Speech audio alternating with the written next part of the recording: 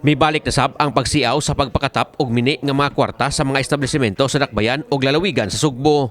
Subay niini, gipahimangnuan karon sa kapulisan ang publiko sa pagbantay sa maong modos. Kinihuman nga dunay nadakpan ang Criminal Investigation and Detection Group kun CIDG-7 nga usa ka lalaki nga giyong namaligya og peke nga 1,000 ka pesos niadtong Hunyo 5. Ang Ronda Police Station usab sa Cebu Police Provincial Office kun CPPO nakasikop og babaye og bayot nga giyong misuway og palit sa piking 1,000 ka pesos sa merkado sa lungsod sa Ronda kagahapong adlaw. Subay nini, gibutyag ni Police Colonel Ernio Dalugdog, ang direktor sa Cebu City Police Office nga nakig-alayo na sila karon sa CIDG-7 og CPPO kalabot sa ilang lawom nga pakisusi sa insidente sa pagpasiaw niining maong mga peke nga mga salapi. Gibutyag ni Dalugdog nga ang pagkatap sa mga fake money sagad mahitabo gayod kung adunay dagkong okasyon nga magaduol sama sa Pasko, sinulog ug ingon man eleksyon. Bot malikayan sa CCPO nga mabiktima ang publiko niini diin matud pa punteriya gyud ang mga gagmayng tindahan nga walay kapasidad sa pag-ila diha dayon sa peke o tinuod nga salapi. Lakip sa susihon sa kapulisan kundi ba grupo ang mga nadakpan nga pulos mga taga-Luzon ug posibleng gipakatap sa nagadandapit dinhi sa Sugbo aron lang mangilad. Original ni siya. Ang kini siya nga kuan, parehaan niyo, makita nimo kini nga markings, medyo yellow gold siya. Kung tanaw nimo kay original man ni siya.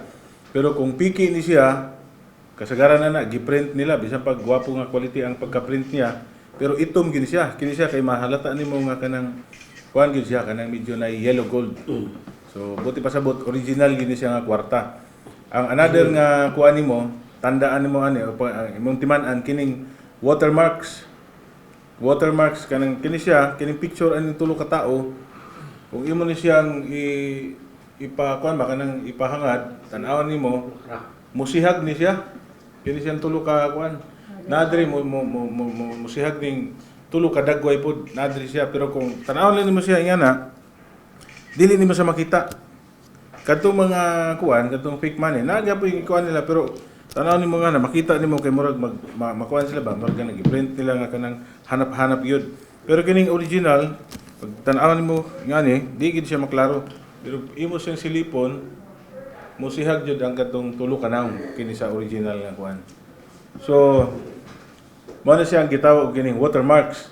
Ang kining kuan kasagaran pag original pod nakaimbos ang iyang mga marking. Pareha ni kining 1,000 piso. Kung imuha siyang hikapon, naagid siya murag kanang rough siya. Hasta ni siya kini sa taas nga Republika ng Pilipinas. Imuha siyang kapaon, naagid murag naka-imbos na kuan. Kini iyang mga kuan, kini mga litra. So mo na siya mga palatandaan nga kini siya nga kwarta original. Og imo po siyang kumuton ang original nga kwarta, mubalik po ni siya sa kuan kana pang murag mo mubukad ba. Ang katong pig pag kumot nimo diretso na to siya, murag dili na siya murag mga balik.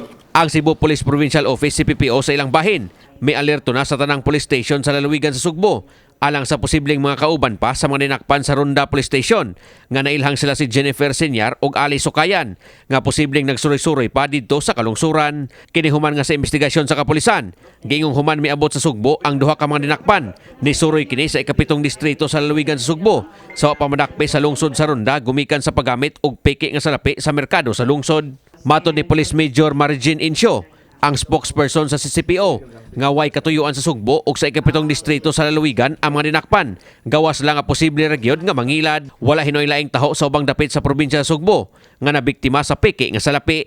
Awag karon sa kapulisan sa katawhan nga magbantay gyud sa mga peking salapi. Hilabi na sa panahon nga daghan ang mamalitay o gabi ina. Gumikan kay mo kini ang sagad tiempo ni ining mong mga mangingilad. Wala sila'y kuan gistayhan diri bali ni ari ra jud sila adi gipangutanan ako ang COP turista ba daw pero dili pod sila tourist. So probably kuan mo jud ilang kuan. Kamusta lang daw na sila nabot diri ma'am? 4 days ago. So that is 3. So gawas na ron June 3. Sila rang duha sir. Friends silang duha. Ang pagpalit gamit ang peke nga salapi o mamaligya og peke nga salapi kalapasan sa Article 168 sa Revised Penal Code kon RPC. Kini si Greggy Magdadaro alang sa My TV Cebu.